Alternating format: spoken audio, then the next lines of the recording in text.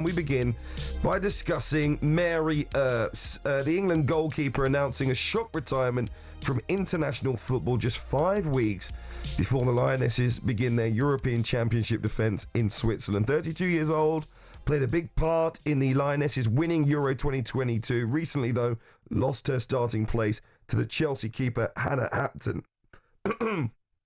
Excuse me, England manager Sarina Wiegman saying she was disappointed by Earps' decision, having hoped she would play an important role this summer. Speaking of what she called a difficult decision, Earps said it was a right time to step aside and give the younger generation an opportunity to thrive. Let's speak to one of our team covering the Euros for talkSPORT this summer, Courtney Sweetman-Kirk, former Liverpool women's forward. Good evening, Courtney.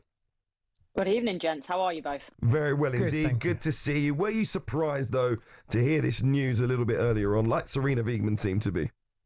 Yeah, I was to a degree. Look, Mary's a fantastic footballer, someone I've had the fortune of playing with. And yeah, she's a fantastic footballer on the pitch, but a role model as well, and someone that you'd love to have around the dressing room, especially as most goalkeepers are a little bit bonkers. So, having that sort of attitude around the dressing room is always infectious, but equally for Mary, she's done everything now at the highest level, obviously going to win the Euro. She's got to a World Cup final. So I think it would have been a tough decision for her, but one that she's obviously thought about. And yes, maybe I think the timing has caught people unawares, but as a goalkeeper, I think it's always tough. You're always fighting for one position. So maybe she felt that going into the Euros, that was, she wanted to be the number one, and if she maybe couldn't be that, then that was her decision to sort of not cut her losses, because I think that's a harsh way to put it. But she's felt that it's time for a career, and I think Jermaine will know, and I was the same. I think you know at that point that when it's that moment to call it quits, that nothing can really stop you. Yeah, I was just about to touch on that. Is playing for your country is no prouder moment. Putting on the Three Lions shirt, I'm representing. So this, like you said, must have been a difficult, a hard-fought decision to give that enjoyment away, to let someone else take the reins and be in goal. But like you say, she's been a great goalkeeper, a great advocate for the game. Won it all with England, and we've got some good goalkeepers coming through now.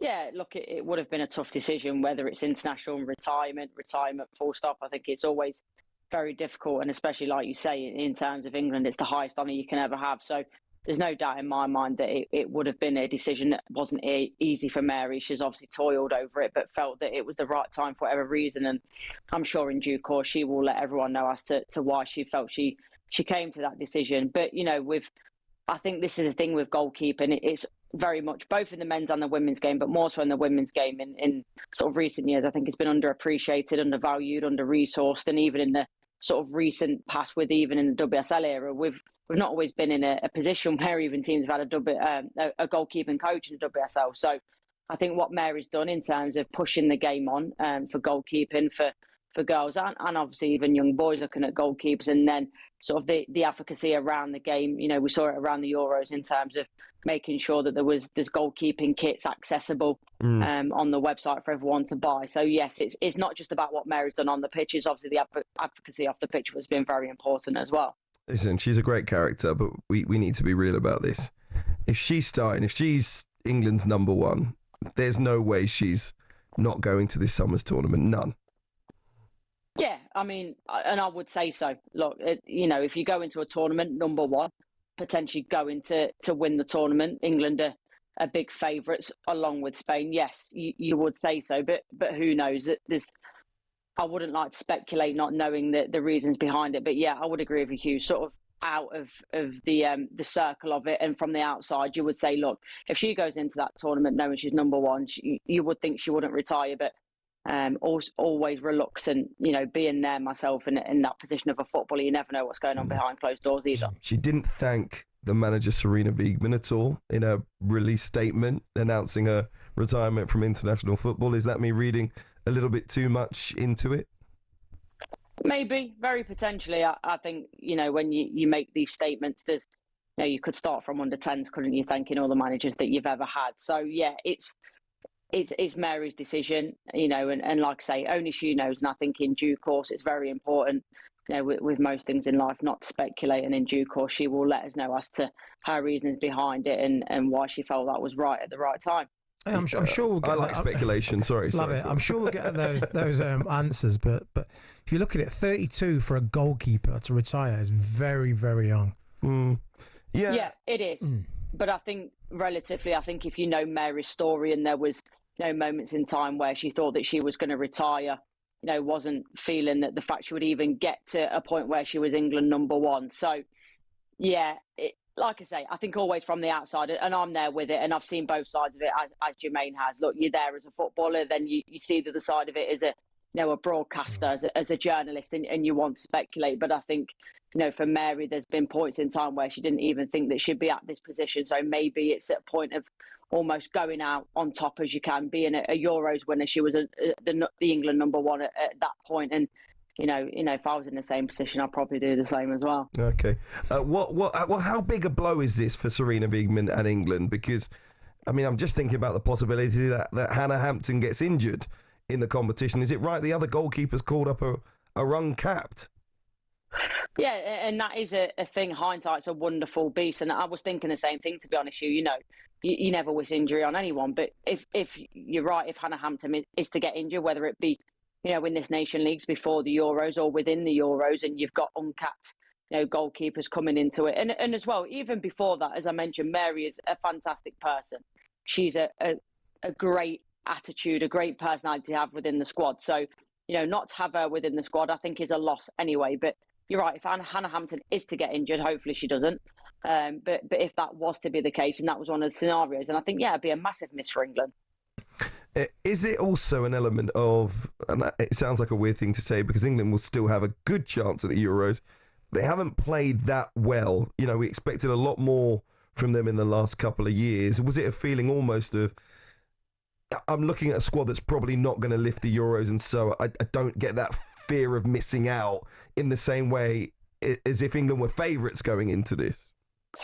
I don't think so. I think still England, I wouldn't say that they're massive favourites. I would put Spain up there, but I think people are still expecting England to get to the final, regardless of, different results. They've gone and beat Spain. They've also gone and lost to Belgium along the way, So I think, I don't think it's that. I think it's the fact that it's the right time for Mary to say 32 years old isn't massively old for a goalkeeper. So I think, you could even argue that she could reach into the World Cup if she really, really wanted to. But I think it's just the fact that Mary felt that it was the right time for her.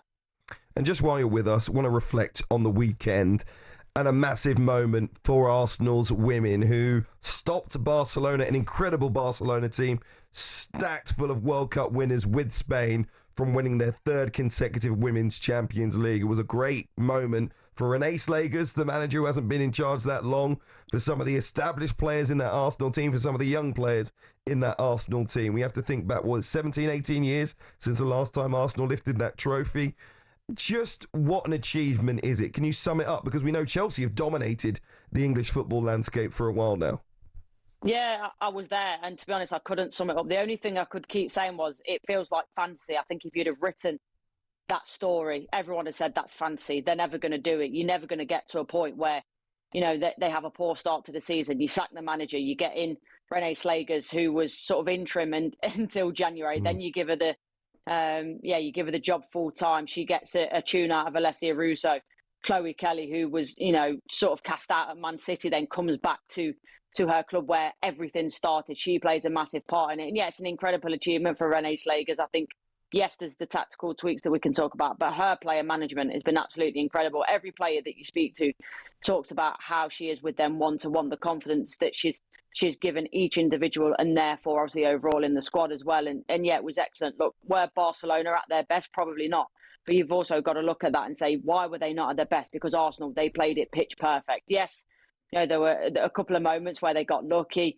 Barcelona hit the bar, but I think to go and win things like that, you've got to have good fortune. And the way that Arsenal defended, that it was absolutely exceptional. They put their bodies on the line, and then, again, the sort of the stories within it. Stina Blackstenius has not necessarily had the most consistent season. Beth Mead comes off the bench, and the two substitutes combining. So yeah, it was an incredible. For me, it was something that, I'm not an Arsenal fan. I'm a Manchester United fan, but know a couple of players in there, in that Arsenal squad. And for me, yeah, it was an emotional moment to see them, like you say, 18 years later, And, you know, it must be a difficult one for Chelsea to stomach as well, because the amount of resources and money that they put into, you know, trying to win the Champions League, and, you know, Arsenal sort of pipped them to the post, win that Champions League for a second time. It was a incredible occasion. And, you know, after the game, I went down pitch side, and yeah, it was something really special. It was really goosebumps.